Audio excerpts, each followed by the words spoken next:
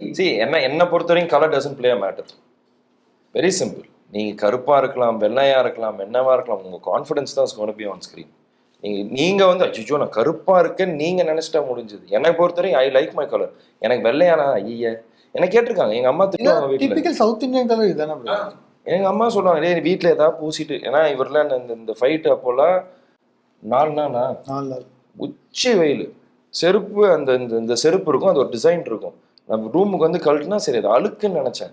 சென்னைக்கு வந்ததுக்கு அப்புறம் தான் தெரியும் டேன் ஆகி என் காலே வந்து செருப்போட டிசைன் ஆயிடுச்சு. ஸோ உள்ள ஒரு கலர் இருக்கும், வெளியே அது நான் செருப்பு போட்டால் அசிங்கமாக தெரியும். ஸோ என் உடம்பு ஃபுல்லாக அவ்வளோ டேன் ஆச்சு. அப்போவே அம்மா சொல்லுவாங்க நீ இதை போட்டு எதாவது போட்டு இது பண்ணுன்ட்டு. நான் என்கிட்ட ஒரு வீடியோ இருக்குது வீட்டில் இருக்குன்னு நினைக்கிறேன். நான் அப்படி இருட்டில் உட்காந்துருப்பேன். டேன் ஆகிறதுக்கு முன்னாடி அதில் அட்லீஸ்ட் என் ஃபேஸு கண்ணு மூக்குலாம் தெரியும். டேன் ஆனதுக்கப்புறம் என் பல்லு மட்டும் தான் தெரியும். ஸோ அந்த 2 டிஃப்ரென்ஸ் வீடியோ நான் எடுத்து வச்சுருக்கேன். ஸோ அவ்வளோ டேனாக இருக்கும்போது கூட நான் அதை அசிங்கமாக ஃபீல் பண்ணதே இல்லை. நான் இங்கேருந்து ஃபாரின் போயிருக்கேன், மும்பை போயிருக்கேன்.